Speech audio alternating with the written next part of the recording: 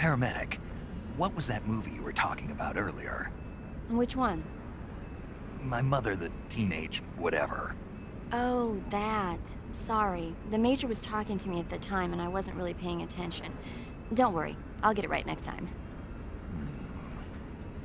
Snake, have you ever seen North by Northwest? Missed that one. It's about this ordinary guy who runs an ad agency. He's mistaken for someone else and gets kidnapped and forced to do a certain job.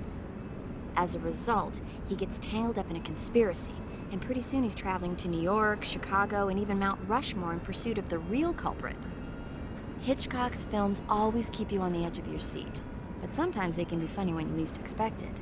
That's why I love them. Have you seen all of his films? All of them? Ugh, not even close. He's been making movies since before I was born. I guess I might have seen some of them on TV. But the first movie I ever saw in the theater was a Hitchcock film. We all went and saw it as a family. It was Rebecca. This was when you were a kid. Yeah, my parents loved watching movies, so they took me along. I didn't quite understand the plot, but for some reason I thought it was really scary. Actually, I remember the candy bar they bought me on the way home better than the movie itself. That's when you fell in love with movies? You could say that. It was like an irresistible force at that point. I was completely swept away. Snake, have you ever heard of the Blob? No, I haven't. A meteorite falls in a small town, and inside there's this kind of living ooze. The ooze starts swallowing people and grows to an enormous size. After it eats a bunch of the townspeople, it starts to fill up a movie theater. Then these young people try to save the town from its gruesome fate. It's pretty frightening to see something that's not even supposed to be alive suddenly start moving around and eating people. Not something you see every day. Snake, you know the bridge on the River Kwai? Haven't seen it. It's about a group of Allied prisoners in Japanese-occupied Burma in World War II who worked together to build a bridge. Under the leadership of an English officer, the prisoners and the Japanese gradually bring the project toward completion. But at the same time, the Allied forces are hatching a plan to blow up the bridge. War and futility go hand in hand. I suppose so. I didn't think you were the type to go for war movies, though. Actually, this guy invited me to go see it with him. A date? I guess you could call it that. Still, you just don't seem like the type. Well, he seemed to like war movies. He was a Navy boy. I was still an intern back then. They brought him in with a broken leg. He said, when I'm all healed up, will you go see a movie with me to celebrate? If it's okay. He was so shy. Where is he now? With the 7th Fleet. I see. Snake, have you ever seen Invasion of the Body Snatchers? No, I haven't. It's about this town where one by one the people disappear and are replaced by someone else. It keeps getting worse and worse until finally the main character's friends and family start getting replaced. It turns out it was a giant plant thing producing human clones. Creepy, huh? Clones? A clone is a body or cell that's genetically identical to another one. They didn't use that term in the movie, though. You mean a copy of a human being? It's technologically feasible. We know it's possible to do it in theory, and they've already started the research. One day, maybe toward the beginning of the next century, the genes of super soldiers like you are going to be a hot commodity.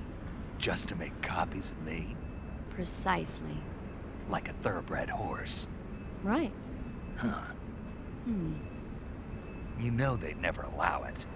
Maybe, but technology changes people. We can't predict how people will think 50 years from now. Some things shouldn't be changed. We're not the ones who decide that. I think maybe the only thing we can do is to try and pass on our beliefs to our children, so that they won't head in the wrong direction. Snake, have you ever seen The Alamo? No, I haven't seen that one. It's a true story about a band of American volunteers holed up in a fort called the Alamo. They fight against the Mexican army for the freedom of Texas. Remember the Alamo.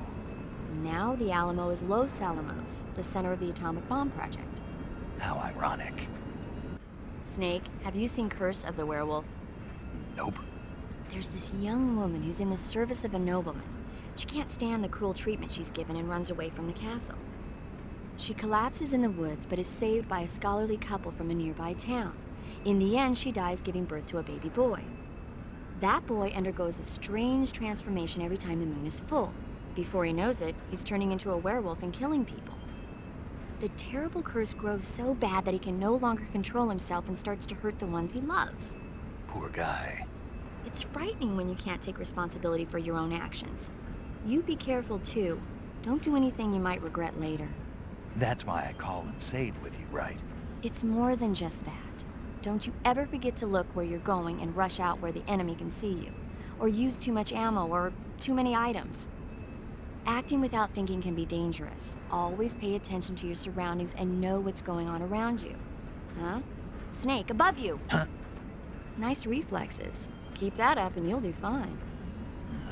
Right. Snake, have you ever seen the thing? No, don't think so. The corpse of an alien life form is found in the Arctic and taken back to a base. When the corpse thaws out, it comes back to life and starts attacking the scientists and soldiers in the base.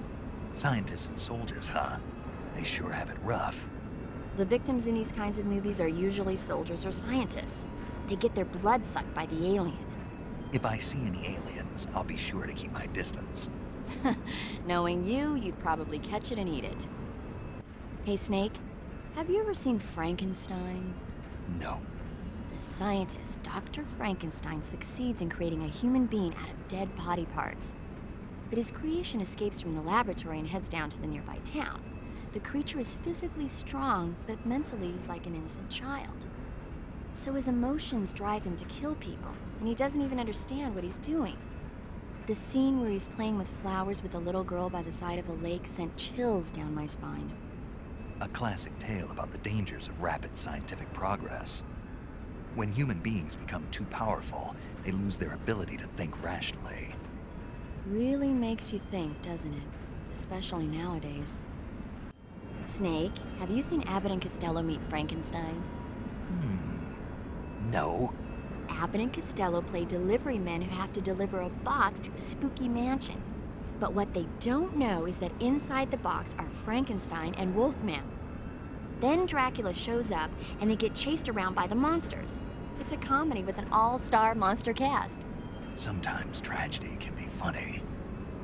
Snake, have you seen The Incredible Shrinking Man? Uh-uh.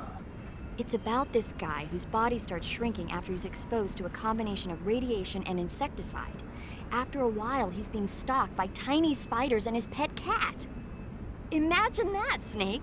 The guy's body just keeps getting smaller and smaller. I thought you were a doctor. Yeah, so? So how can you get so excited about a story you know could never happen in real life? Whether I'm a doctor or not has nothing to do with it. It's a movie. You can't expect it to follow the same rules as real life, can you? It's the same no matter who you are. Movies are fun because they take you away from your everyday life. Even though they're not real. Because they're not real. You need to loosen up, Snake. Yeah, maybe. Although in your case, reality might be more exciting than the movies. Snake, have you ever seen the Quartermass experiment? Nope. These 3 astronauts go up in a test rocket. 2 of them get vaporized, but the third comes back with a bizarre change in his body. After conducting an investigation, they discover that the astronauts were attacked by an alien life form. But then the surviving astronaut escapes and starts looking for prey. Prey? Anything he touches with his hands has the energy sucked out of it. Every time that happens, his body gets bigger and bigger. Space is a scary place. You never know what's out there waiting. Yeah, even if your body doesn't change, your mind might never be the same.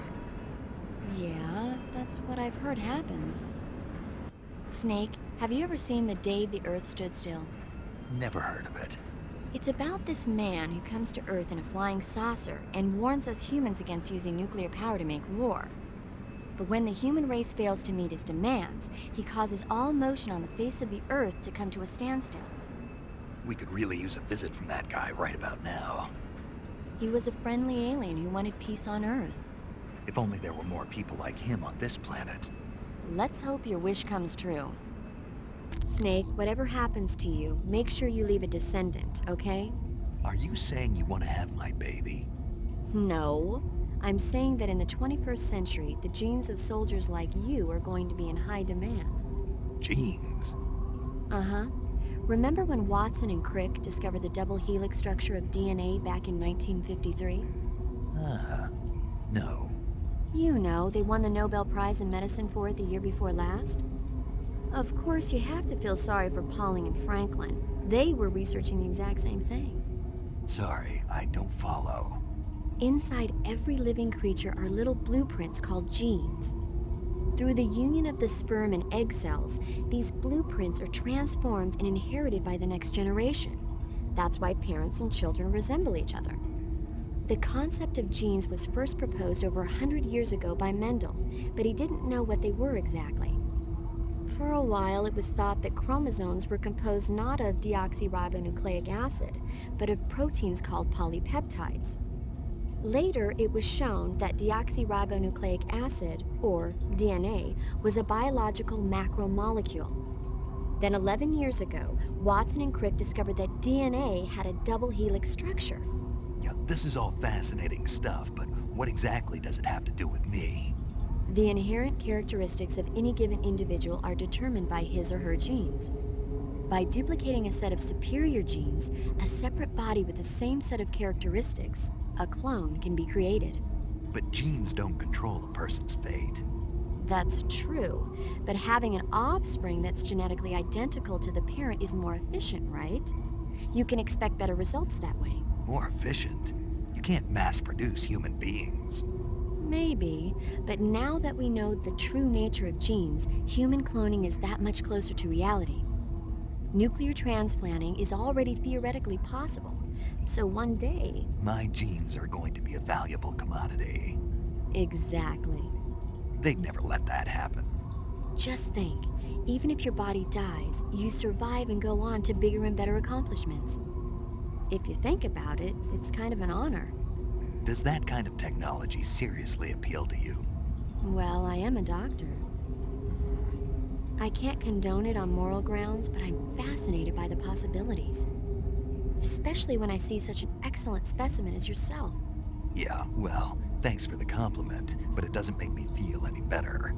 Don't be so glum. It's not like it's going to happen anytime soon. We'll just have to wait and see.